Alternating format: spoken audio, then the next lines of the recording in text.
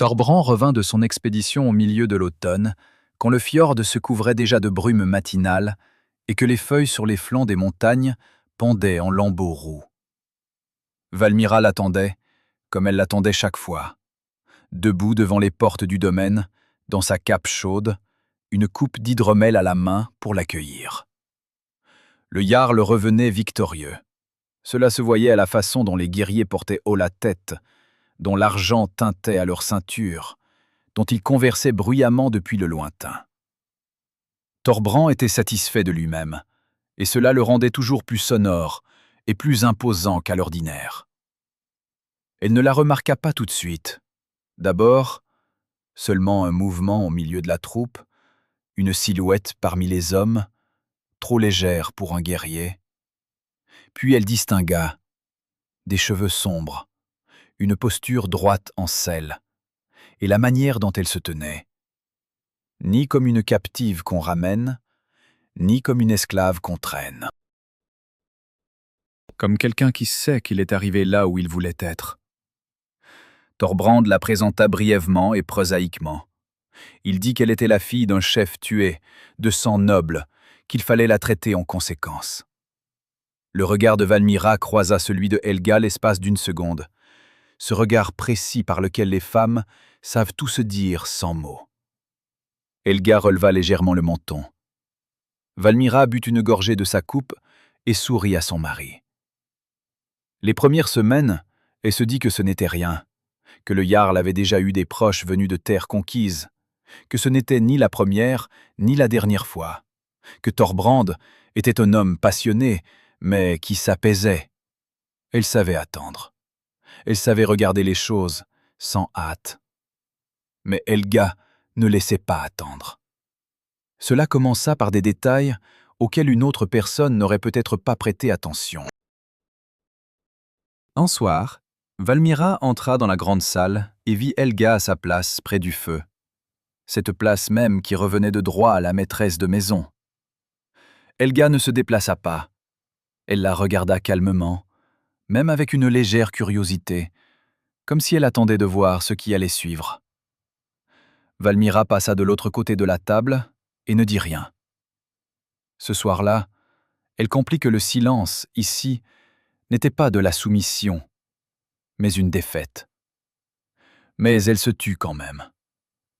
Puis des choses plus importantes commencèrent à se produire. Les servantes qui depuis des années exécutaient les ordres de Valmira se mirent à échanger des regards avant d'aller faire ce qu'elle demandait.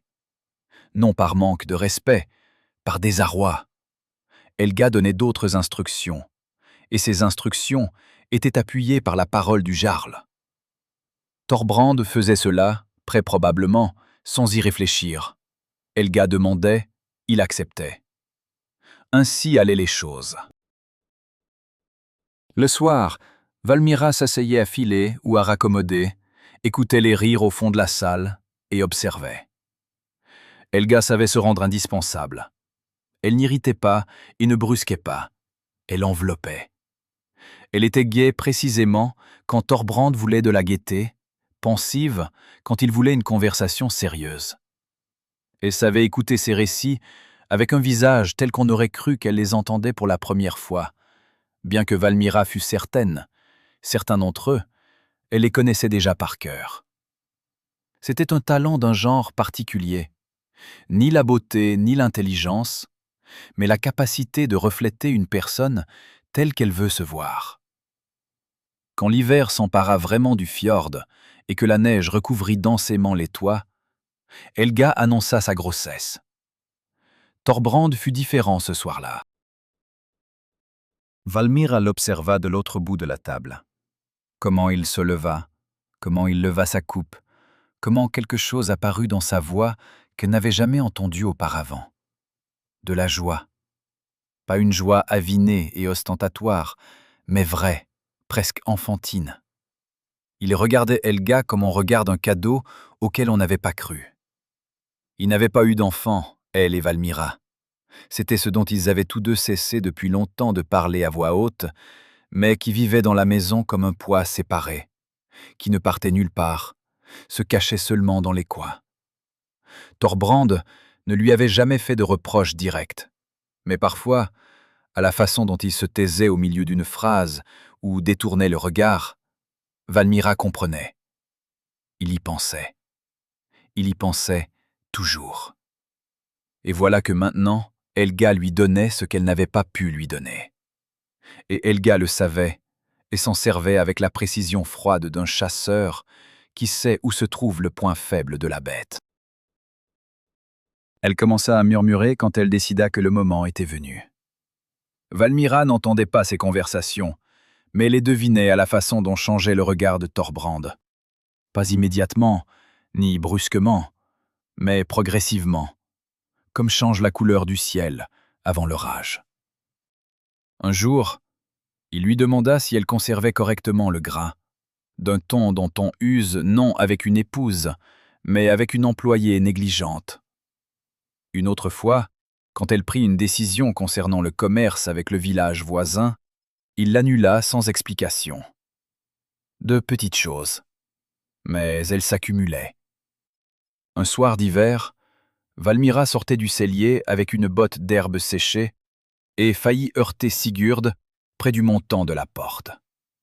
Le frère d'armes de Thorbrand, silencieux, posé, de ces hommes qu'on ne remarque presque pas dans la foule, jusqu'à ce qu'on se trouve près d'eux.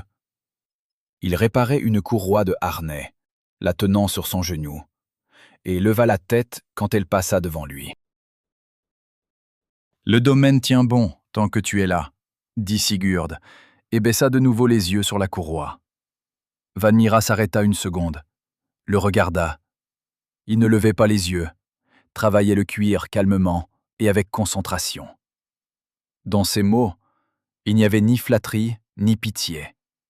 Il y avait autre chose, une observation dite à voix haute, comme s'il voyait la même chose qu'elle voyait et avait décidé de le lui faire savoir. Elle ne répondit rien, passa son chemin. Mais les mots restèrent, se déposèrent quelque part entre les côtes et ne s'en allèrent pas. Elle ne se demanda pas pourquoi. Certaines choses, il vaut mieux ne pas y toucher, tant qu'on n'a pas réglé les plus urgentes. Note historique. La tradition du pacte de fraternité ou création de frères adoptifs, Fostbredralag, dans la société scandinave, était l'un des mécanismes juridiques et sacrés les plus puissants, permettant d'établir des liens indestructibles en dehors de la parenté de sang. Dans un monde où la survie de l'individu dépendait entièrement du soutien de la famille, le pacte de fraternité offrait la possibilité d'inclure dans ce cercle protecteur un compagnon fidèle, en lui conférant tous les droits et devoirs d'un parent consanguin. Cette alliance était considérée comme encore plus solide que la fraternité naturelle, car elle ne reposait pas sur le hasard de la naissance, mais sur un choix conscient et volontaire, confirmé devant les dieux et la communauté.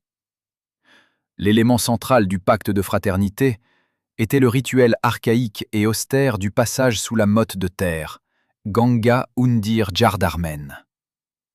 Les participants à la cérémonie découpaient une longue bande de gazon de sorte que ces deux extrémités restent attachées au sol, tandis que le milieu était soulevé sur une lance, formant une sorte d'arche.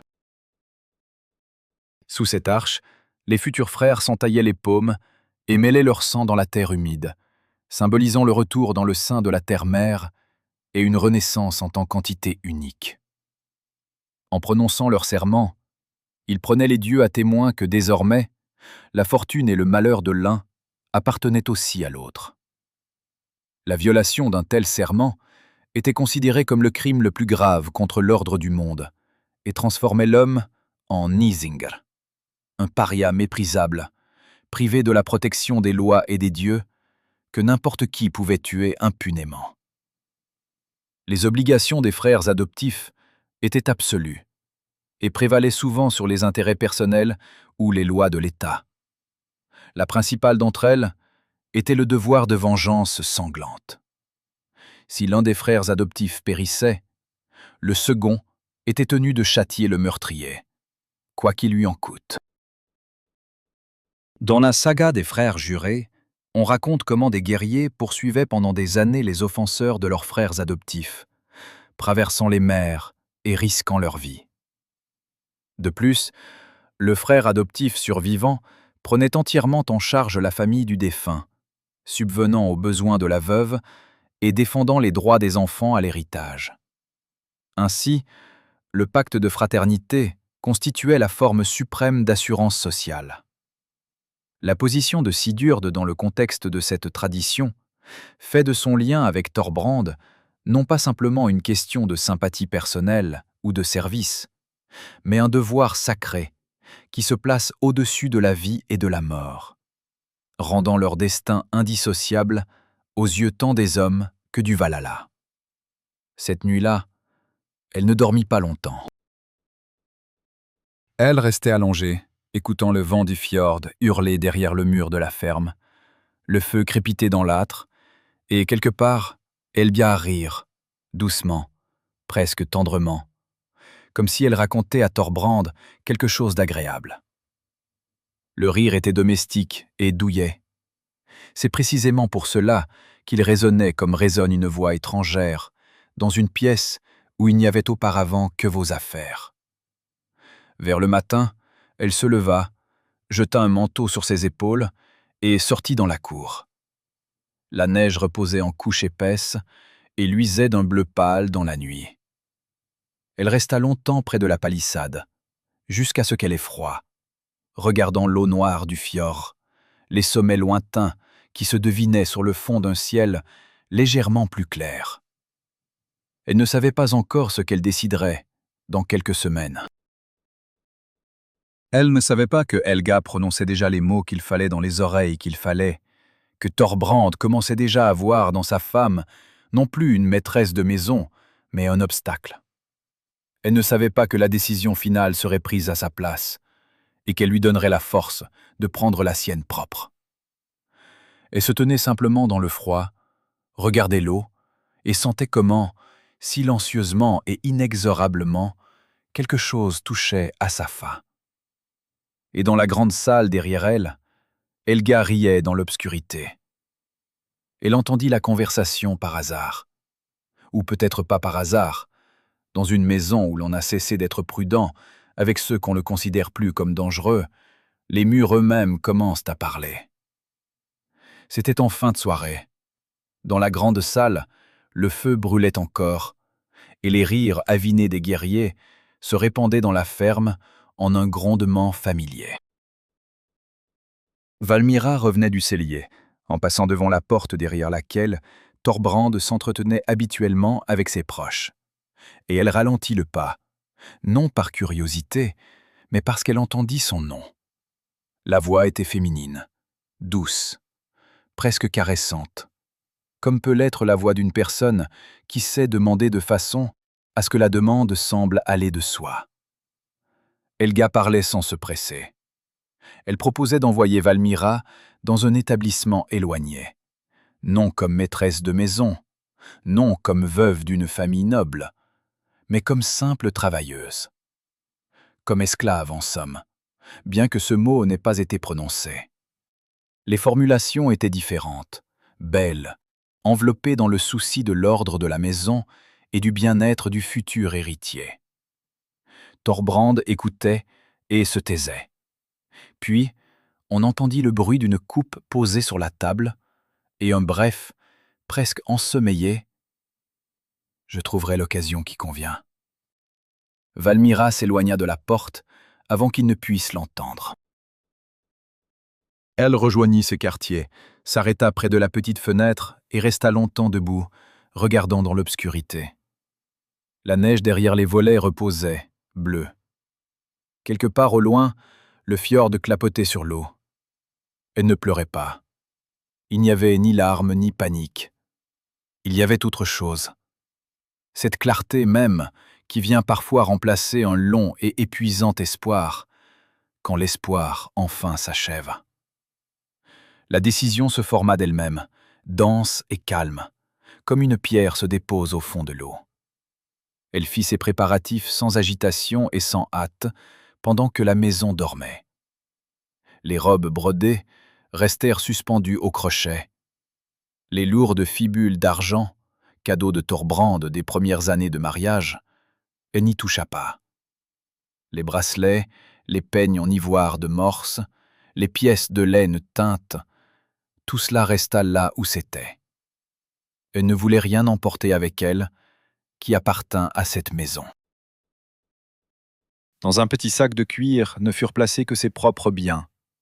Un couteau en bon acier aux manches de bois, un briquet, un peu de viande séchée et une grivna d'argent. Cette grivna, elle la conservait depuis l'époque de son premier mari, non comme parure, mais comme ce que la langue des gens du Nord appelait simplement la part de la veuve. Un droit qu'on ne pouvait lui retirer. Elle noua le sac et le passa en bandoulière. En dernier, elle ôta l'amulette. Elle était lourde, de l'argent massif portant le symbole du clan Thorbrand, qu'elle portait depuis le jour de ses noces. Valmira la tint dans sa paume une seconde, sentant le froid familier du métal, puis s'approcha de la table où reposait une coupe de l'hydromel inachevée et laissa couler l'amulette au fond. Elle ne la jeta pas, ne la lança pas. Elle la déposa comme on pose une chose à laquelle on ne reviendra plus. L'hydromel oscilla légèrement et se referma sur l'argent. Celui qui la trouverait au matin comprendrait. C'était plus éloquent que n'importe quel mot d'adieu. Ivarn l'attendait près de la sortie dérobée réservée aux serviteurs. Il avait servi son père autrefois, vieux, noueux, avec des mains qui avaient travaillé toute leur vie avec les chevaux et le cuir. De tels hommes ne s'achètent ni ne se débossent, ils s'héritent, en même temps que la mémoire de ce qu'était la maison, tant que l'honneur y demeurait. Ivarn ne lui demanda aucune explication. Lorsque quelques jours auparavant, elle était venue le trouver à l'écurie pour lui dire qu'elle avait besoin de 2 chevaux et de silence, il s'était contenté d'acquiescer et lui avait demandé de ne pas le presser dans ses préparatifs. « Je ferai comme il faut », avait-il dit, et elle l'avait cru. Il avait fait comme il faut. Les chevaux se tenaient scellés, calmes, attachés contre le mur du fond.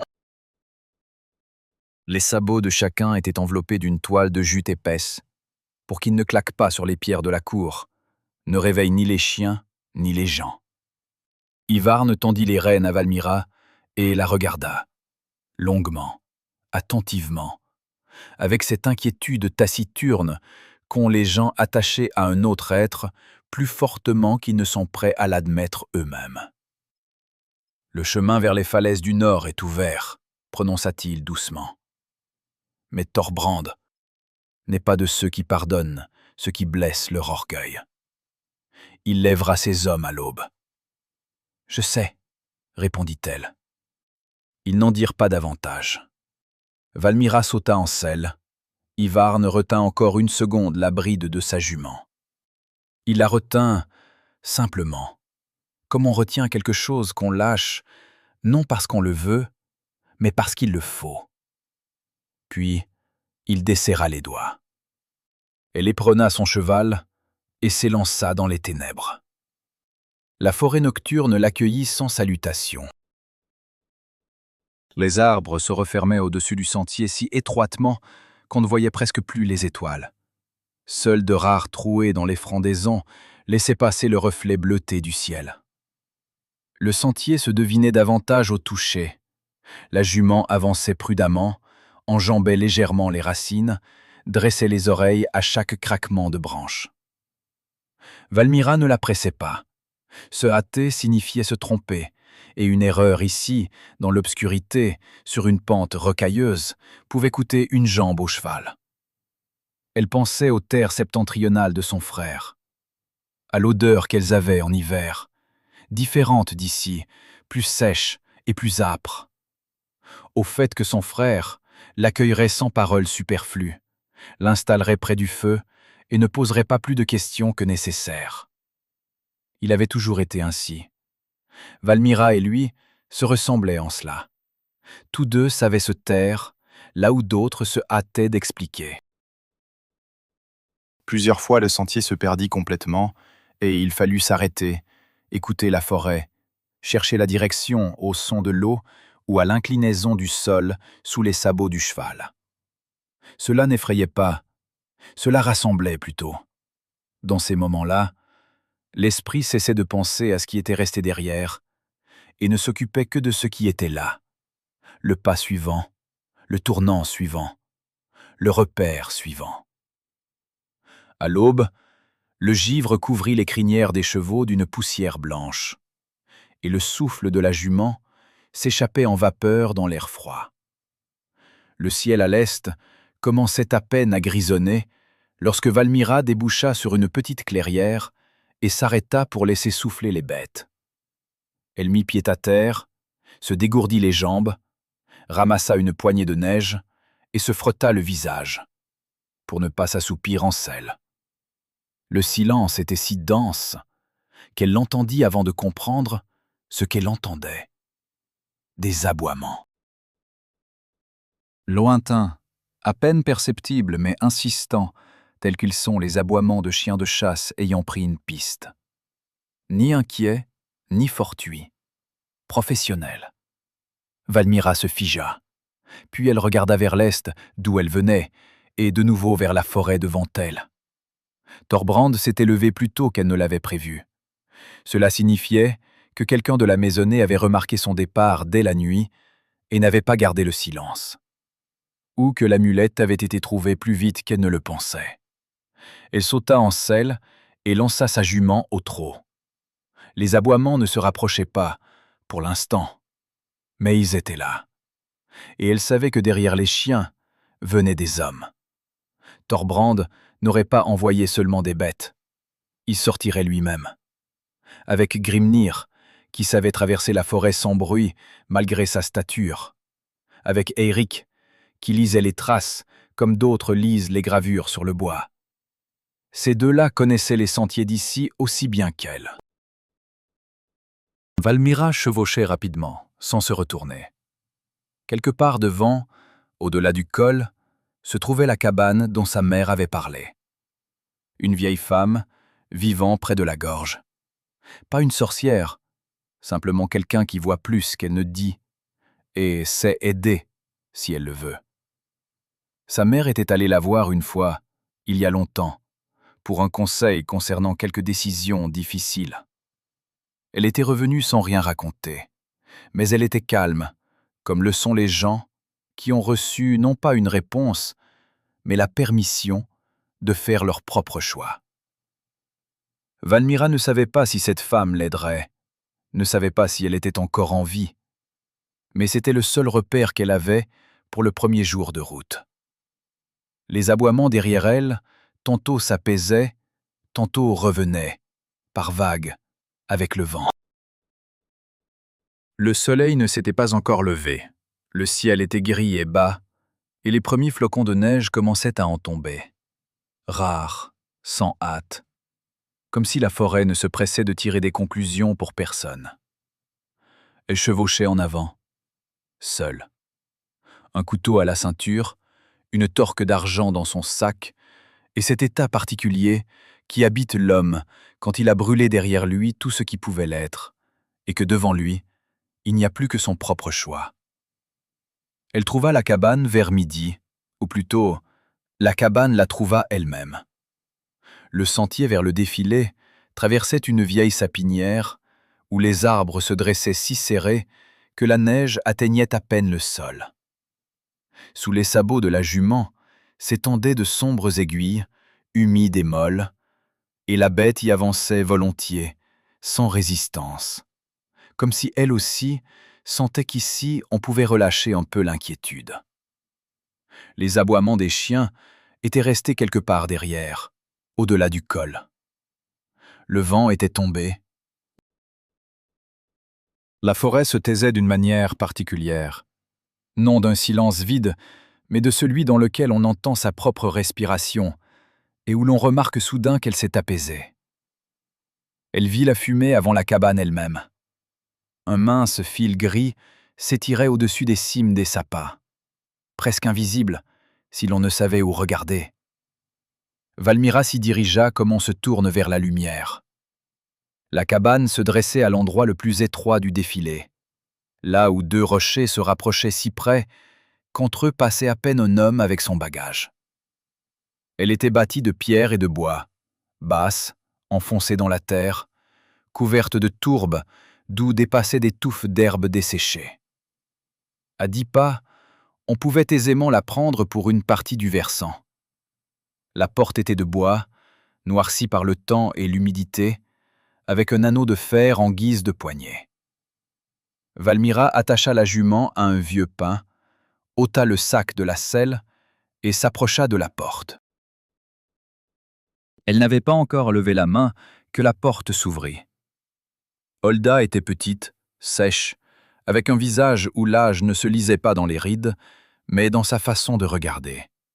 Sans hâte et sans surprise, comme si elle savait depuis longtemps que quelqu'un viendrait aujourd'hui. Ses cheveux, autrefois sans doute sombres, étaient devenus gris-blanc et étaient retenus sous un bandeau de lin. Ses mains, tachées de sombre par les herbes et l'écorce, aux doigts noueux, tenaient un bol d'argile qu'elle portait apparemment quelque part quand elle avait entendu les pas. Elle regarda Valmira, puis la jument, puis de nouveau Valmira. « Entre, dit-elle. Mène le cheval derrière la cabane. Il y a un appentis. » Sa voix était égale, ni accueillante, ni froide.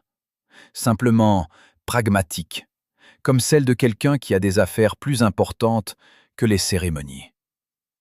À l'intérieur brûlait un foyer, petit, au centre du sol de terre battue, avec une ouverture pour la fumée dans le toit. La fumée montait paresseusement et droit. Le tirage était donc bon. L'odeur était dense et complexe. Des herbes séchées pendaient en bottes aux poutres basses.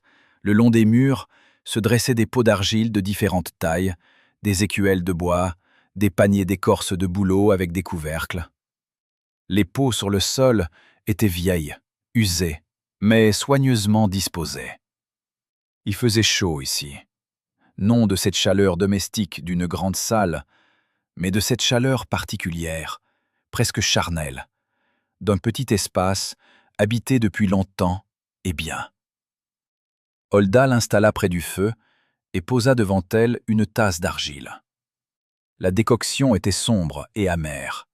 Valmira prit la première gorgée avec prudence, la seconde avec plus d'assurance. L'amertume était vivante, pas désagréable, comme peut l'être l'amertume des aiguilles de pin ou de l'écorce de jeune saule. La chaleur monta de l'estomac vers le haut, vers les épaules, vers les bras qui toute la nuit avaient tenu les rênes et avaient eu le temps de s'engourdir.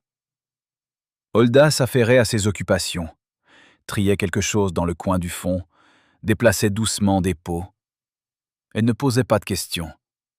C'était étonnamment agréable, être assise près d'un feu étranger sans avoir à s'expliquer. Après 2 jours où chaque bruit derrière elle semblait être une poursuite, un tel silence était presque douloureusement bon. Valmira buvait la décoction et regardait le feu. Après la première tasse, vint la seconde. Holda la posa sans demander. Les forces revenaient lentement, comme l'eau qui monte dans un puits après une longue sécheresse. Ce n'est qu'alors que Valmira comprit à quel point elle était épuisée.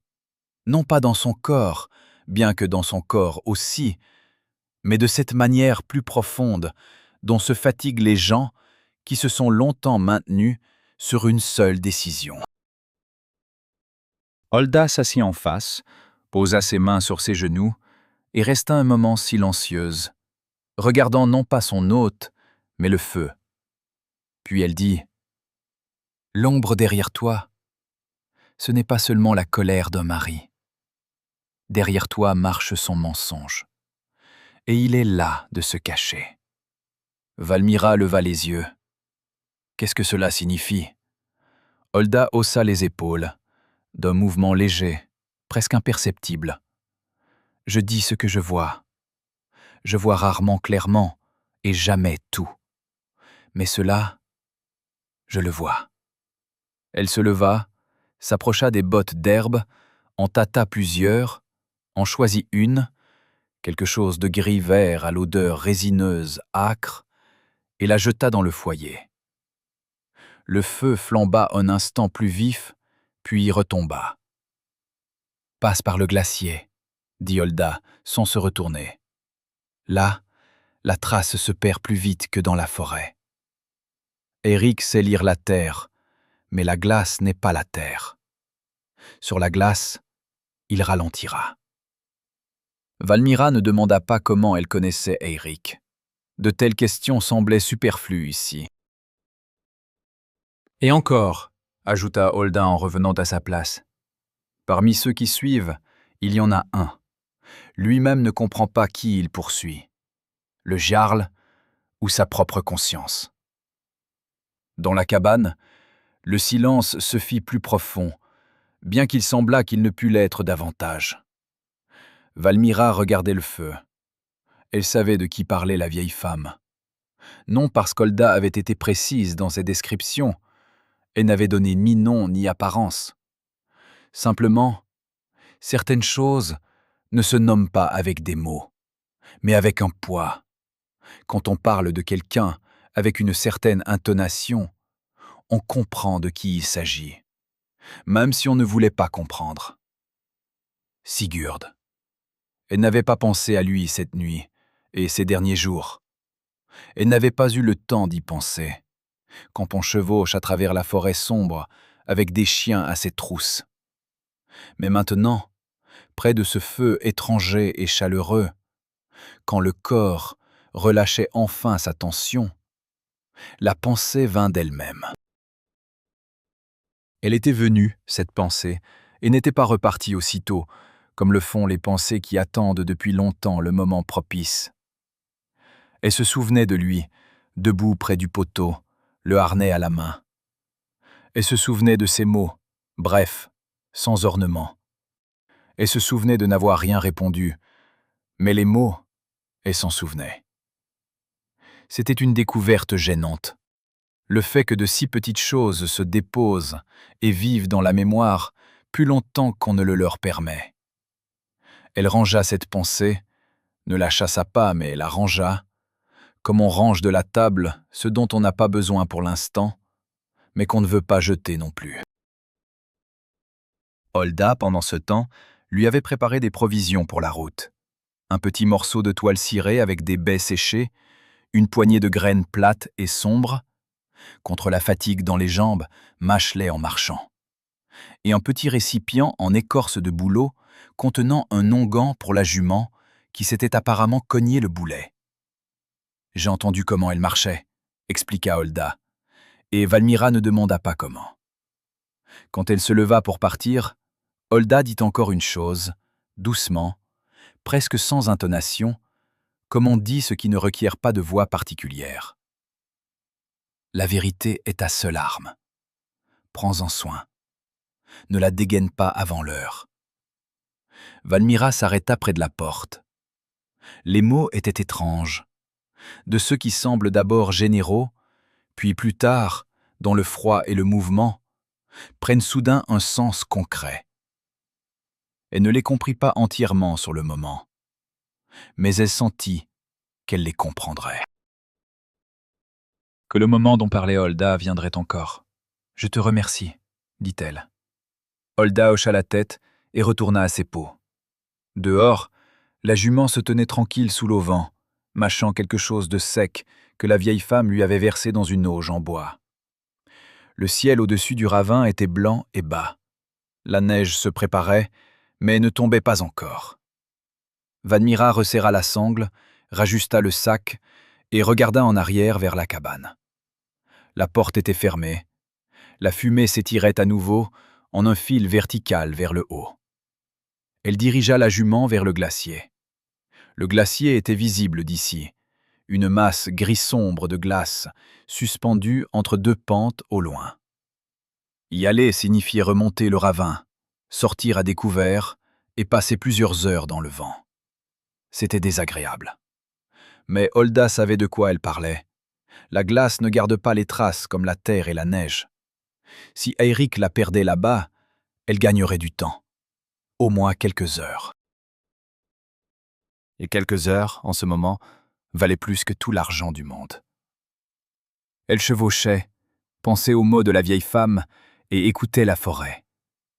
Les aboiements ne reprenaient pas. Soit les chiens suivaient un autre sentier, soit ils n'avaient pas encore atteint la sapinière. C'était bien, non pas parce que cela écartait la menace, mais parce que cela donnait la possibilité de penser sans urgence excessive. La vérité, la seule arme. Elle passait en revue dans sa tête ce qu'elle savait. Pas des suppositions, pas des rumeurs, ce qu'elle avait vu elle-même, ce dont elle se souvenait avec certitude. À propos de l'incendie, du vieil homme, de ce qui s'était passé dans les marais. Ces connaissances, elle les portait en elle depuis longtemps déjà. Les portait et se taisait, espérant que le silence préserverait au moins quelque chose de cette maison qu'on pouvait encore appeler sienne. Mais la maison n'existait plus, et donc les raisons de se taire non plus. Quand le bord du glacier apparut devant elle et que le vent la frappa au visage pour de bon, froid et direct, Valmira ne se détourna pas. Elle releva le col de son manteau et continua d'avancer. Thorbrand avait levé ses hommes avant même que l'aube n'ait eu le temps de colorer le ciel d'une couleur normale. La cour du domaine était encore grise et enfumée quand il sortit de la grande salle, échevelé, avec le visage d'un homme qu'on a réveillé sans qu'il soit reposé. L'amulette avait été trouvée par l'une des servantes, venue débarrasser la table. Elle avait posé la coupe sur l'étagère et n'avait pas tout de suite compris ce qui gisait au fond. Et quand elle l'avait compris, elle n'avait pas osé se taire. Thorbrand tint l'amulette dans son poing et la regarda longuement avant de prononcer un seul mot. Puis il la jeta dans un coin et alla seller son cheval. Sigurd apprit tout par Grimnir. Celui-ci vint le trouver dans l'obscurité pendant que les autres s'équipaient encore et dit brièvement « Valmira est partie dans la nuit. Le jarl la suit. Il prend les chiens et Eirik. » Sigurd s'habilla sans hâte, attacha son manteau et sortit dans la cour. Il n'avait pas besoin de réfléchir pour savoir s'il devait partir. Thorbrand était son frère de sang. Et où va le frère de sang, il va aussi. C'était un serment prêté il y a longtemps, et volontairement, scellé par le sang et la parole. De tels serments ne se discutent pas. Mais pendant qu'il scellait son cheval, autre chose tournait dans sa tête. Il se souvenait comment, quelques mois auparavant, il se tenait près du montant de la porte avec une courroie de harnais à la main et regardait Valmira sortir de la réserve. Il se souvenait de sa démarche, régulière, sans précipitation, avec un bouquet d'herbes sous le bras, comme quelqu'un qui a une tâche et un sens à l'accomplir. Il lui avait dit quelques mots alors, presque rien, mais elle s'était arrêtée une seconde, et dans cette seconde, il y avait quelque chose qu'il n'avait pas oublié depuis, bien qu'il ne l'ait pas formulé précisément pour lui-même. Sigurd n'était pas un homme qui parle beaucoup de ce qu'il ressent. Il n'était pas de ceux qui se pressent de nommer les choses. Mais se taire sur quelque chose et ignorer quelque chose, ce sont deux choses différentes. Il savait. Il gardait simplement cette connaissance là où l'on garde ce qu'on ne peut toucher. Le détachement quitta le domaine à l'aube. Les chiens marchaient en tête, proies grands chiens de chasse aux larges poitrails, expérimentés, dressés à suivre la piste. Eirik chevauchait à côté d'eux, mettait pied à terre de temps en temps, regardait le sol, remontait en selle. Grimnir fermait la marche, silencieux comme toujours, avec sa hache à la ceinture et cette expression particulière qui disait « Je fais mon travail, je n'ai pas à me demander s'il est bon ». Thorbrand chevauchait en tête et s'irritait de tout à la fois. Du froid, des chiens qui perdaient parfois la piste et tournaient en rond, du cheval qui glissait sur les pierres gelées, des hommes qui n'avançaient pas assez vite. Il parlait peu, Mais quand il parlait, sa voix était telle qu'il valait mieux ne pas répondre. Sigurd chevauchait à ses côtés et se taisait. Parfois Thorbrand lançait une remarque dans sa direction, que Valmira le déshonorait devant toute sa garde, que seul un homme privé par les dieux de toute colonne vertébrale pouvait tolérer pareille humiliation. Sigurd acquiesçait, non parce qu'il était d'accord, mais parce que discuter maintenant était inutile. Il pensait à autre chose. Il pensait à la façon dont, depuis longtemps déjà, il voyait où allaient les affaires dans la ferme. Il voyait comment Helga évinçait Valmira, pas à pas, avec soin, comme on évince l'eau d'un récipient en y ajoutant quelque chose d'autre. Il voyait comment Thorbrand devenait aveugle, pas d'un coup, ni par bêtise, mais parce que Helga lui donnait exactement ce qui lui manquait. L'admiration, la promesse d'un héritier, le sentiment qu'il faisait tout comme il fallait. Sigurd s'était tu alors.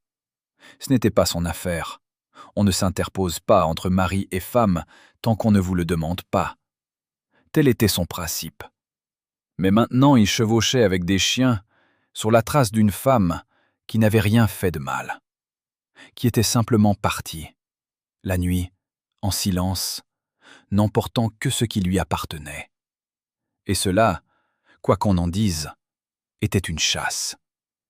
Pas le retour d'une esclave en fuite, une chasse à l'homme. Vers midi, Eirik annonça que la piste traversait une sapinière en direction du ravin. Thorbrand ordonna d'accélérer l'allure. Les chiens suivaient avec assurance, et pendant un moment, le détachement avança rapidement. Puis la piste s'interrompit, là où commençait le glacier. Eirik descendit de cheval, contourna le bord de la glace en arc de cercle, revint et dit qu'elle était passée par le haut. « Malin », ajouta-t-il, presque avec respect. « Sur la glace, la trace ne tient pas. Le vent l'a effacée. » Thorbrand jura. Il ordonna de longer le bord, de chercher où elle était descendue du glacier sur la terre ferme. Sigurd mit pied à terre avec les autres et mena son cheval par la bride le long du bord de la langue glaciaire. Sous ses pieds, ça craquait. Le vent ici soufflait sans répit, et penser dans un tel vent était malaisé. Mais Sigurd pensait. Vers le soir, Eirik trouva l'endroit où elle était descendue du glacier. De la neige tassée, une trace de sabot, puis une seconde. Les chiens reprirent la piste. Thorbrand s'anima. La fureur en lui se mêlait à l'ardeur du chasseur, et c'était peut-être même pire que la pure fureur. Sigurd chevauchait en regardant la piste. La jument avançait avec précaution, ménageait ses jambes, ce qui signifiait que Valmira ne la poussait pas, et se déplaçait avec calcul, sans perdre la tête. Il y pensa avec quelque chose qui ressemblait à du soulagement, et se surprit aussitôt dans cette pensée. Du soulagement de ce qu'elle s'enfuyait bien, qu'elle avait des chances. C'était déjà difficile d'appeler cela simplement un devoir d'observation. À l'une des haltes, pendant qu'Eirik déchiffrait la piste près du ruisseau, Thorbrand s'approcha de Sigurd et s'arrêta à côté de lui. Pendant un moment, ils se turent. Thorbrand regardait devant lui, là où s'en allait la piste. « Elle pense qu'elle a raison », dit-il enfin. Sa voix était différente, pas méchante, mais lourde d'une certaine façon. Comme chez un homme qui est en colère, mais qui sait déjà au fond que la colère n'est pas tout ce qu'il y a là. « Peut-être qu'elle a raison », répondit Sigurd.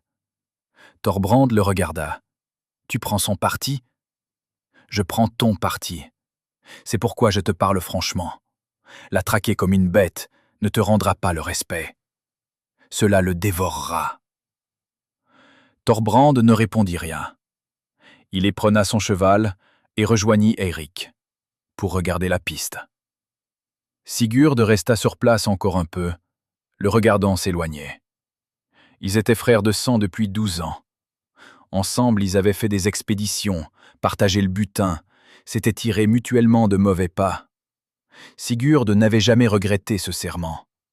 Thorbrand était un homme complexe, mais pas mauvais. Ou ne l'était pas. Parce que le Thorbrand qu'il connaissait n'aurait pas chassé sa propre femme à travers la forêt. Ce Thorbrand-là pensait l'honneur autrement. Quelque chose en lui avait changé cette année. Pas brutalement, pas d'un coup, progressivement, goutte à goutte, comme change l'eau dans un étang stagnant. Le deuxième jour, quand le détachement déboucha sur la route menant au grand rocher, Eirik leva la main et s'arrêta. Devant, là où le sentier se rétrécissait entre deux saillies rocheuses, se tenait un cheval. Et dessus, Valmira. Elle ne fuyait pas. Thorbrand parla aussitôt, sans préambule. Les mots sortaient fort et vite, sur le déshonneur, sur le fait qu'elle devait revenir, sur Helga devant qui elle devait courber la tête, sur le fait que si elle voulait sauver sa vie, elle ferait mieux de le faire maintenant, tant qu'il était encore capable de clémence. Il parlait comme parlent les gens habitués à être entendus et obéis, et qui maintenant ne peuvent pas comprendre pourquoi cela ne se produit pas. Valmira attendit qu'il ait fini, non parce qu'elle craignait de l'interrompre, mais parce qu'elle voulait que chacun de ceux qui se tenaient ici ait le temps de l'entendre. Que les paroles du Jarl restent suspendues dans l'air, que la garde s'en souvienne. C'était ce dont elle avait besoin. Quand Thorbrand se tut, non parce qu'il avait tout dit, mais parce qu'il attendait une réponse, elle prit la parole. « Tu es venu chercher ton honneur, Thorbrand. » Sa voix se répandit sur les rochers, égale et claire, sans tension. L'écho reprit les mots et les répéta plus doucement, avec un décalage, comme si le rocher aussi voulait s'assurer d'avoir bien entendu. « Mais tu n'as plus d'honneur, depuis le jour où tu as laissé entrer le serpent dans ta maison. » Thorbrand eut un sourire, ce sourire bref, derrière lequel on cache le désarroi. Il répondit que Helga lui donnerait ce que Valmira n'avait pas pu, un héritier qui mènerait ses dracars. Qu'il n'avait aucune raison de s'accrocher à une femme vide et inutile. Les mots étaient cruels, mais il n'avait plus l'assurance d'avant. Il y avait une question, cachée sous la rudesse. C'est alors que Sigurd fit avancer son cheval et s'avança. Il se plaça entre eux, légèrement de biais, sans masquer le jarl, mais en occupant l'espace. Il ne tira pas son épée. Il posa la main sur la garde de son arme. Un geste qui, dans n'importe quelle troupe guerrière, se lit sans traduction. Il regarda Thorbrand droit dans les yeux et prononça d'une voix égale « Laisse-la finir ». Dans ces trois mots, il n'y avait ni menace, ni prière. C'était simplement un fait, énoncé par un homme habitué à ce qu'on l'écoute. Thorbrand le regarda avec l'expression d'un homme à qui l'on vient de rappeler quelque chose de gênant. Il se tut. Sigurd détourna les yeux de son frère d'armes et regarda Valmira. Brièvement, 1 seconde. Elle croisa son regard, et cette fois, ne détourna pas le sien aussitôt. Quelque chose dans sa façon de se tenir, calme, sans geste superflu, sans démonstration, lui disait ce qu'elle comprenait déjà sans mots. Il était de son côté. Pas contre Thorbrand. Pour elle. C'était une différence subtile, mais importante. Elle reporta son regard sur son mari et commença à parler vraiment. De l'incendie, elle parla calmement, comme on raconte ce qu'on a vu soi-même et porté longtemps en soi. Il y a quelques années, dans un village voisin, les granges à blé avaient brûlé. Le feu avait pris rapidement et s'était propagé largement, trop largement pour un incendie accidentel. Le village avait perdu ses réserves, les gens avaient eu faim cet hiver-là, et ils avaient accusé du crime un rival de Thorbrand, un homme dont les terres, après cette histoire, étaient passées au jarl. Lors des festins, Thorbrand racontait comment il s'était précipité pour sauver les gens, comment il avait sorti des enfants de la fumée, risqué sa vie. La troupe avait entendu cette histoire maintes fois. Valmira savait ce qui s'était réellement passé cette nuit-là. Elle ne l'avait pas dit auparavant. Elle l'avait gardé pour elle, espérant que son mari trouverait un jour en lui ce qui fait d'un homme un homme. Maintenant, cet espoir gisait derrière elle, au-delà du glacier, avec l'amulette dans la coupe de miel. La troupe écoutait. Certains guerriers échangèrent des regards. Puis, Valmira parla du récitant des lois. Un vieil homme qui connaissait les lois par cœur vivait tranquillement et ne dérangeait personne.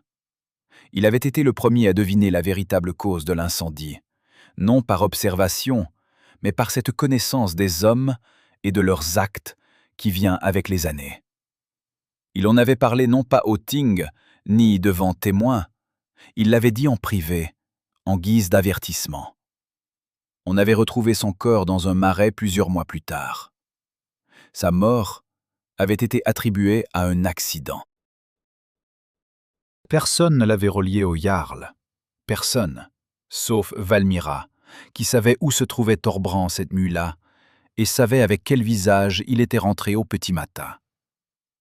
Parmi les guerriers commença un mouvement, ce mouvement discret, à peine perceptible, quand les gens ne bougent pas eux-mêmes, mais que quelque chose change dans leur façon de se tenir.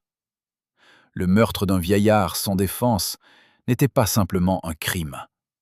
C'était un acte pour lequel les dieux ne donnent pas de place parmi les dignes. C'était une marque qui reste à jamais sur un nom. Thorbrand se taisait. Son visage était devenu différent. La rougeur avait disparu, laissant place à quelque chose de gris. Il regardait Valmira comme on regarde quelqu'un qui vient de faire ce qui ne peut plus être défait. Elle ne s'arrêtait pas. De Helga, elle dit en dernier, et ce fut le plus silencieux de tout ce qu'elle avait dit, que l'enfant dans le ventre de Helga n'était pas de Thorbrand. Que Helga savait pour l'incendie criminel et faisait chanter le Jarl avec cette connaissance, attendant le moment opportun. Que Valmira l'avait vu avec le palefrenier, à l'époque où le Jarl était en campagne, et que le plan était simple. Attendre que l'épouse légitime disparaisse, puis ne pas se presser pour la suite. « Elle ne t'aime pas, Thorbrand, » dit Valmira. « Elle sait faire semblant.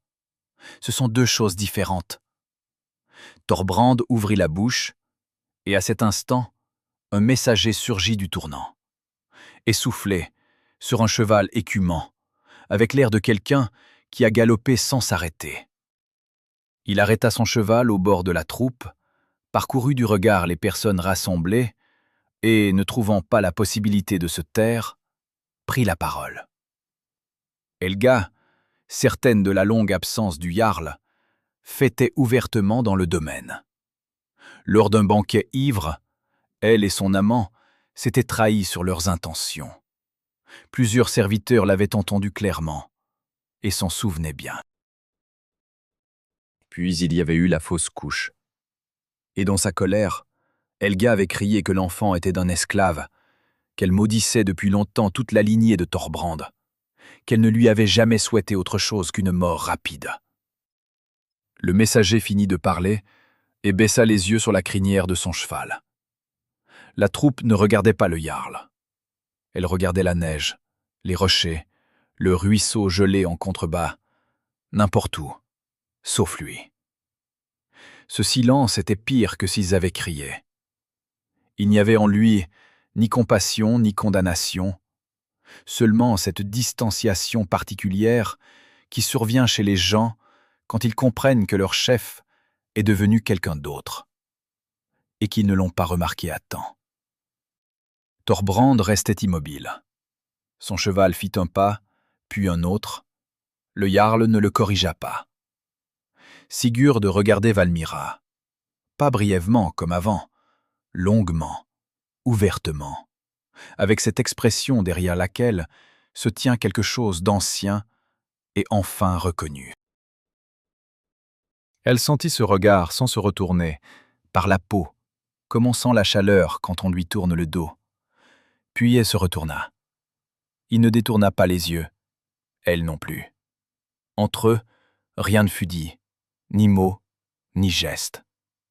Mais dans la façon dont ils se regardèrent pendant ces quelques secondes, sur cette route enneigée au pied de la grande falaise, tandis qu'autour d'eux s'effondrait ce qui appartenait à un autre.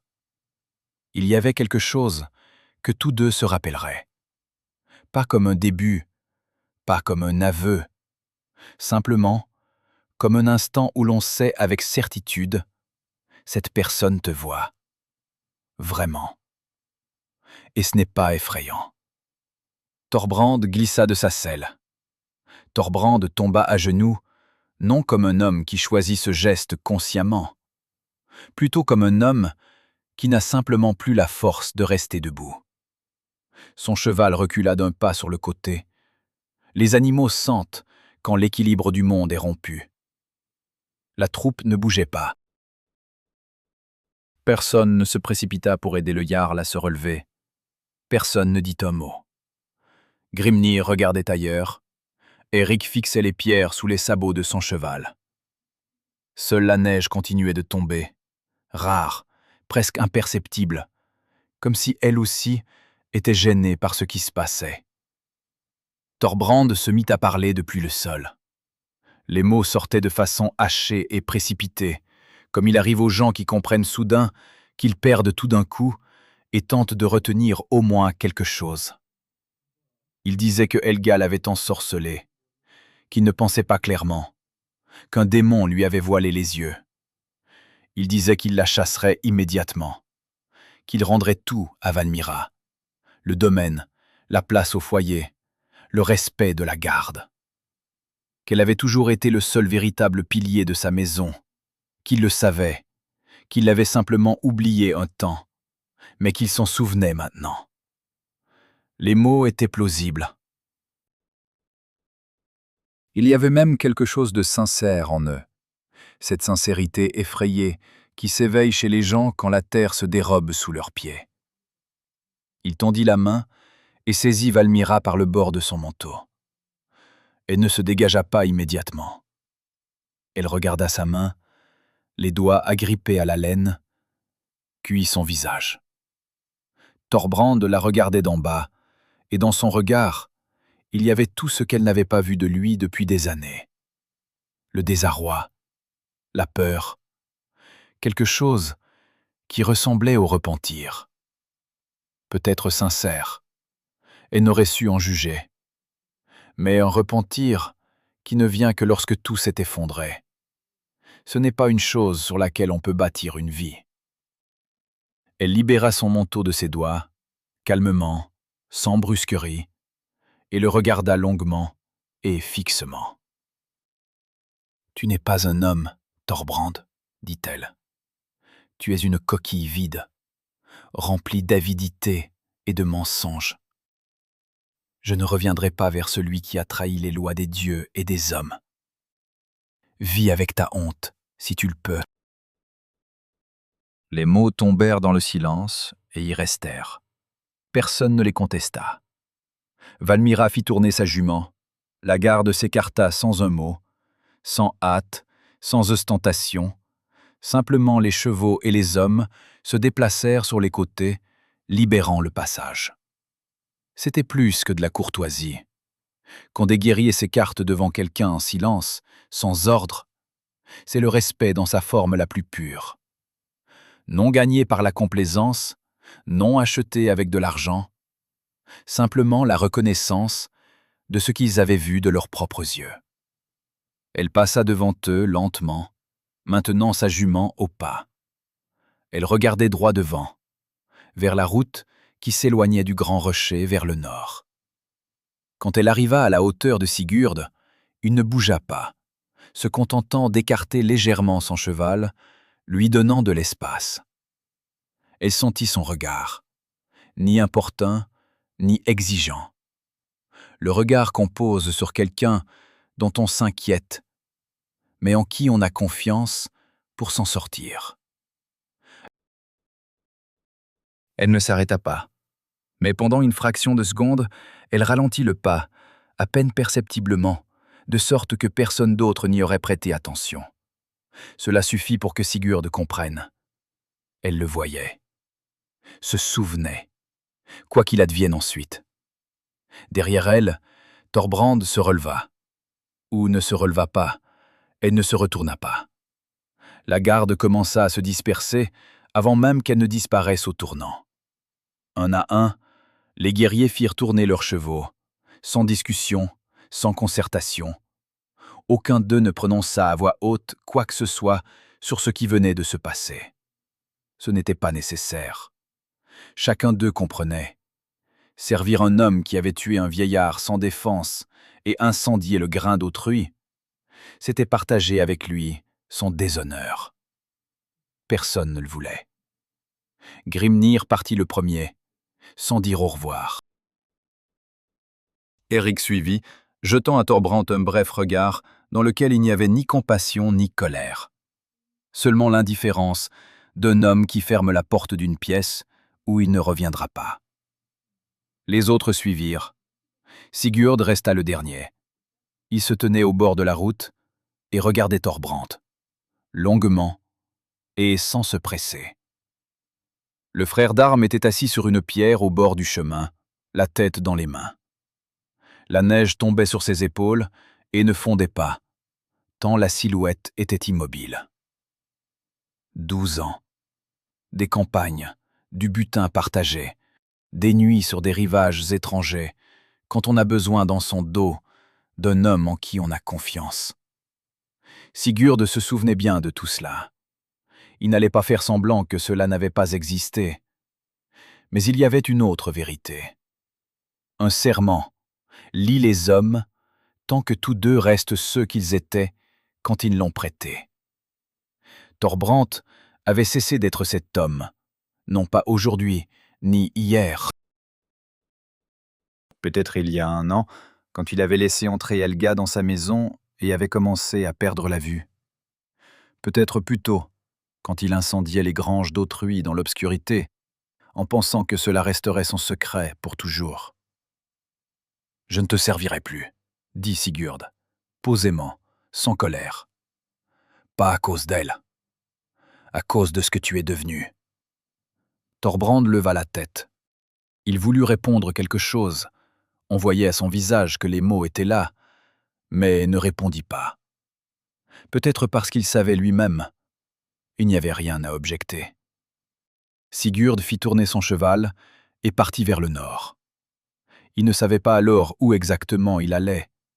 Il connaissait seulement la direction, celle-là même qu'avait prise Valmira. Non pas parce qu'il avait décidé de la rattraper ou de déclarer quelque intention, mais parce que le nord était le seul endroit où il voulait aller maintenant, où il y avait quelque chose de vrai. Thorbrand resta seul sur la route, au pied du grand rocher. La garde était partie, le frère d'armes était parti, la neige continuait de tomber. Le fjord en contrebas, au-delà de la pente, s'étendait gris et immobile. Quelque part là-bas, au-delà de l'horizon, se trouvait le domaine qu'il avait bâti et qu'il avait perdu. Non par la force, non au combat, mais de ses propres mains, par son propre choix, pas à pas. L'affaire parvint au Thing rapidement. Les rumeurs dans les terres du Nord voyagent plus vite que les chevaux. Il y avait suffisamment de témoins. Les gardes qui avaient entendu les paroles de Valmira au Grand Rocher, les serviteurs du domaine qui avaient vu et se souvenaient. Au Thing, Thorbrand fut dépossédé de ses droits sur le fjord et déclaré hors la loi. Cela signifiait la fin. Pas la mort, mais quelque chose qui s'en approchait. Un homme sans nom, sans terre, sans ceux qui l'appelleraient leur.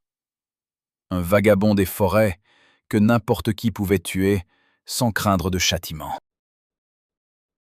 Helga tenta de partir avec le reste de l'or avant que tout ne soit définitivement tranché. Elle fut interceptée sur la route et livrée au jugement de la communauté. Ce qu'il advint d'elle ensuite, l'histoire n'en dit mot. De telles femmes figurent rarement dans les chants les skaldes, et c'était là, peut-être, la seule forme de justice qui fût à sa portée.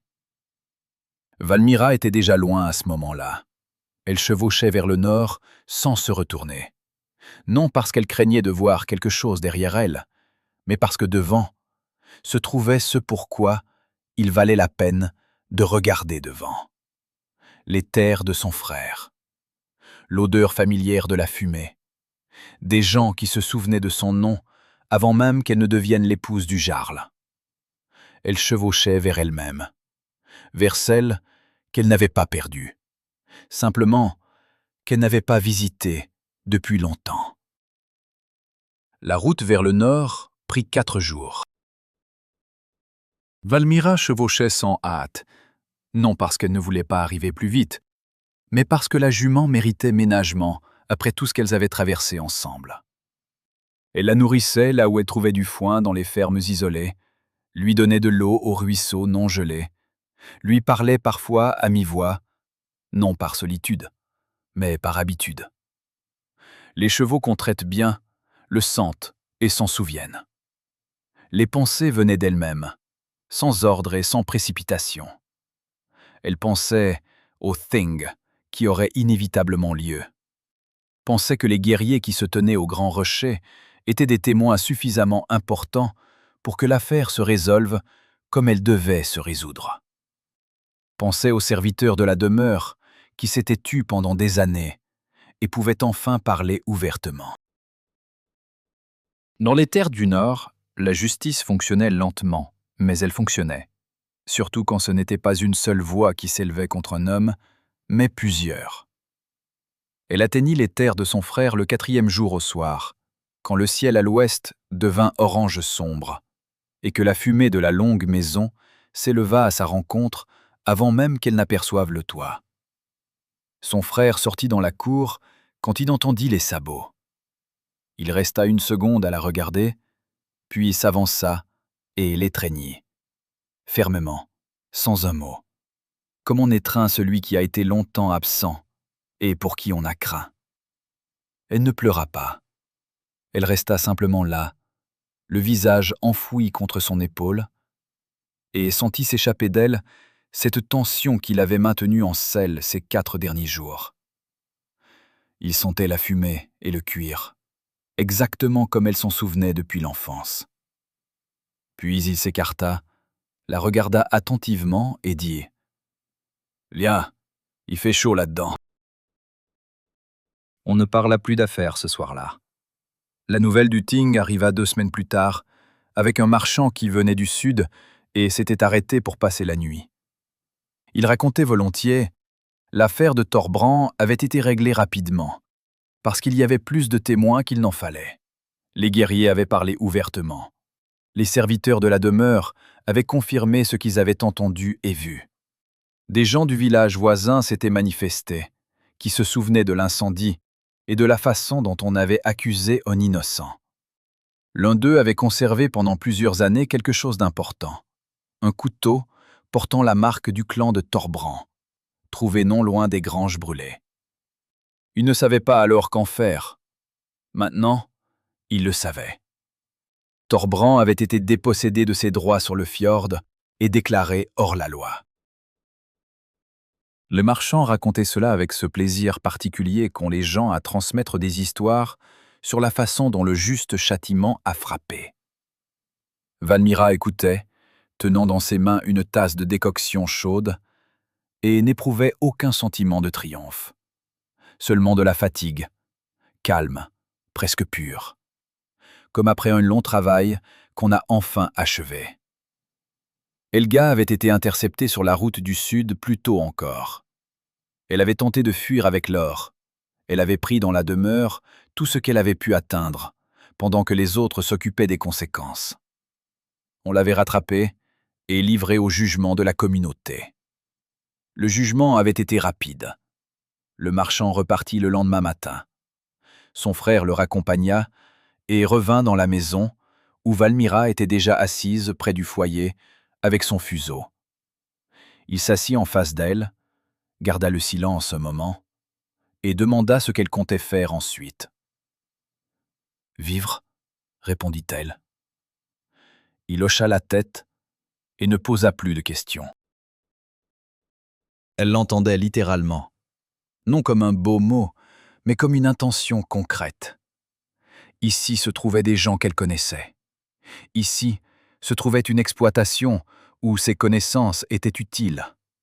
Il y avait des voisins avec qui on pouvait parler honnêtement, des différends qui nécessitaient une tête calme, des enfants dans les environs à qui il fallait transmettre ce que savaient les adultes. Vivre, cela signifiait tout cela. Faire, être utile, occuper la place qui était la sienne. De Sigurd, elle n'avait rien entendu. Cela ne l'inquiétait pas. Cela l'occupait plutôt, comme occupe une question ouverte dont on attend la réponse sans impatience, mais qu'on n'oublie pas non plus. Elle avait vu comment il avait fait tourner son cheval et était parti vers le nord. Rien de plus. Où exactement, elle l'ignorait. Il ne lui avait pas dit un mot de ses intentions, et elle ne s'attendait pas à ce qu'il le fasse. De tels hommes n'annoncent pas leurs décisions à l'avance. Ils viennent quand ils sont prêts. L'hiver suivait son cours. La neige restait épaisse et longtemps. Le fjord gela à la mi-mois, et la vie dans la longue maison prit ce rythme hivernal que Valmira se rappelait et aimait. De longues soirées près du feu, le travail de la laine, des conversations sans hâte, un coucher tôt et un début précoce du jour nouveau.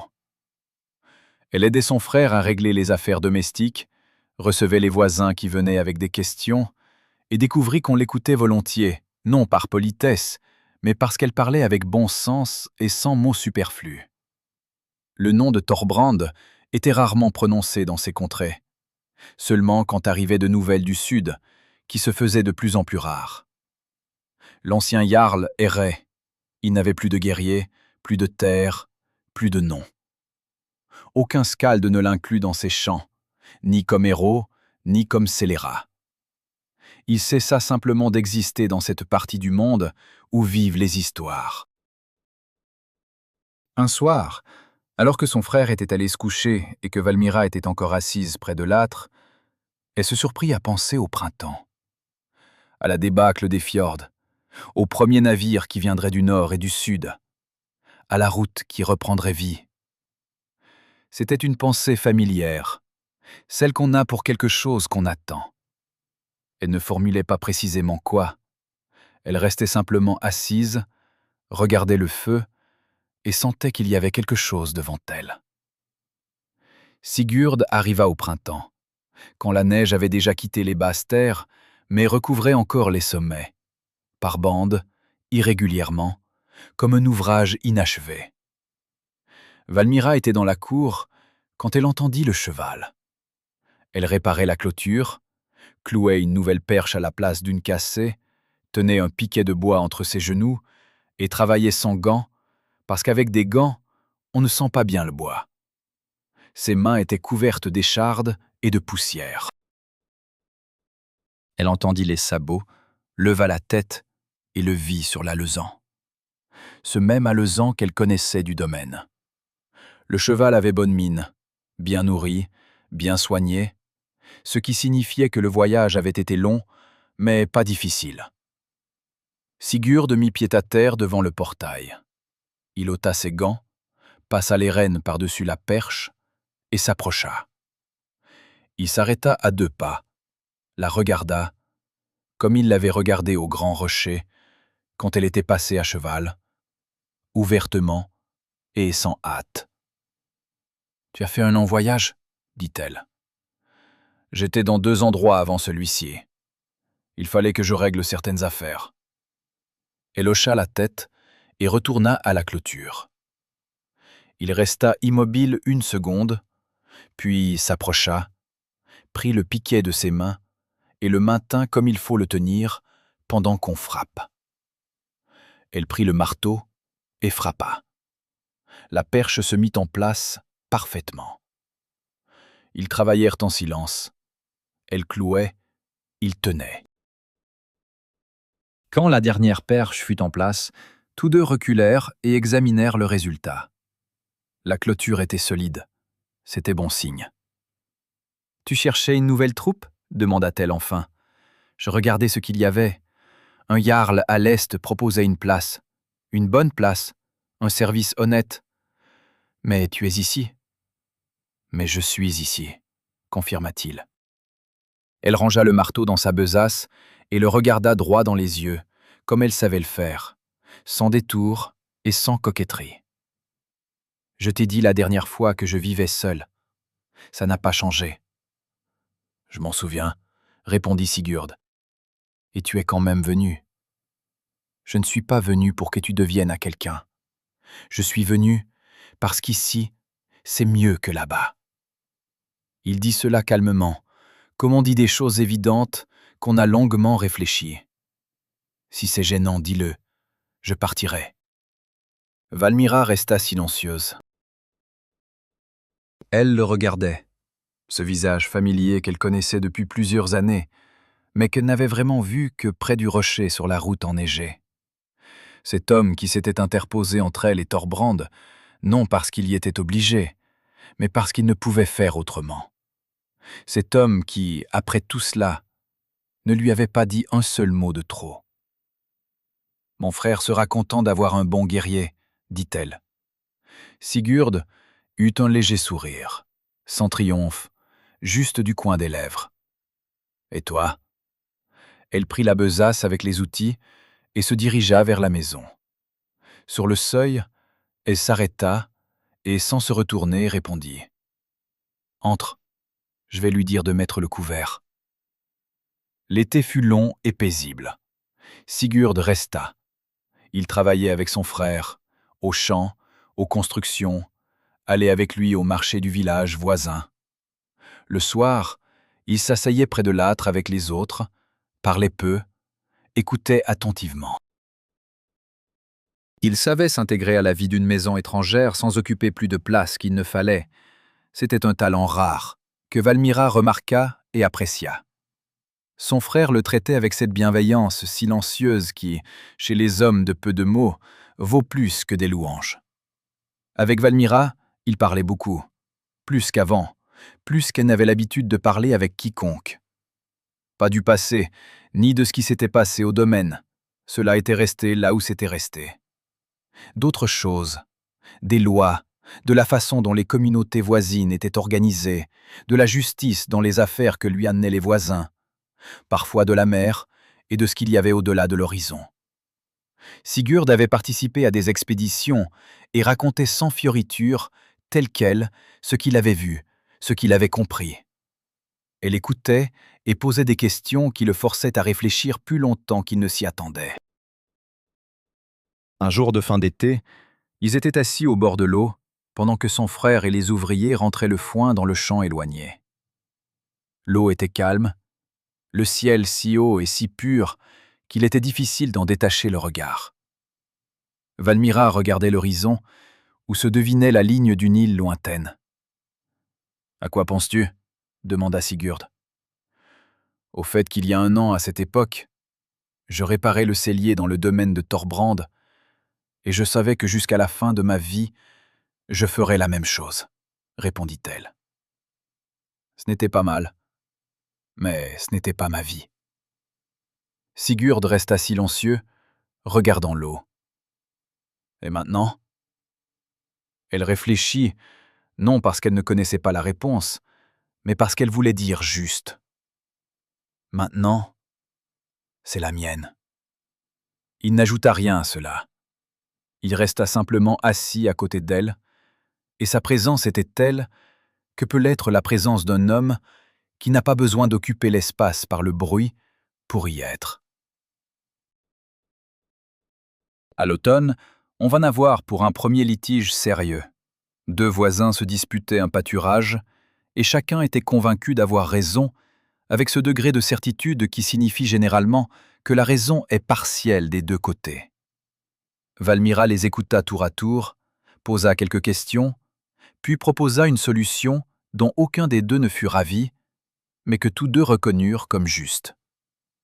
Ils partirent, elle ferma la porte et s'arrêta sur le seuil. Sigurd se tenait près de l'âtre, remuant quelque chose dans le chaudron. Il la regarda par-dessus son épaule. Tu as bien tranché. Tu écoutais? J'écoute toujours, dit-il, et s'approcha de la table et s'assit sur le banc. Je pensais que je deviendrais conseillère bien plus tard, quand je serai vieille et sage. Tu es déjà sage, répondit-il, sans l'ombre d'une flatterie. La vieillesse n'est pas obligatoire. Valmira éclata de rire. À sa propre surprise, légèrement, comme on rit quand on ne s'y attendait pas. C'était un son agréable dans une bonne maison. L'hiver revint, comme il revient toujours, sans demander la permission, mais sans mauvaise intention non plus. Le fjord gela, les routes se vidèrent, la vie se concentra autour des feux et des gens. Valmira travaillait, réfléchissait, recevait les visiteurs, et jour après jour, elle sentait qu'elle s'enracinait ici. Non pas comme s'enracine un arbre par nécessité, mais comme on s'enracine par choix. Sigurd était là, pas toujours proche, pas toujours dans la même pièce, mais là, comme l'est quelqu'un qui n'a pas besoin de prouver sa présence. Un soir d'hiver, alors que son frère était parti chez les voisins et qui se retrouvaient tous deux près de l'âtre, Sigurd le dit, sans lever les yeux du cuir qu'il taillait, « Je pense rester pour de bon, si tu n'y vois pas d'inconvénient. » Valmira posa son fuseau. Elle le regarda. Ses mains, son profil familier à la lueur du feu, cet homme qui pendant tous ces mois ne l'avait jamais pressée, n'avait jamais exigé plus que ce qu'elle donnait. « Reste, dit-elle, ni solennellement ni doucement, simplement comme on dit une vérité que l'on connaît depuis longtemps. » Il leva la tête et la regarda. Il sourit, de ce sourire rare et authentique qu'elle ne lui voyait pas souvent et dont elle se souvenait toujours. Le feu brûlait régulièrement. Derrière le mur, le vent hurlait depuis le fjord, mais à l'intérieur, il faisait chaud.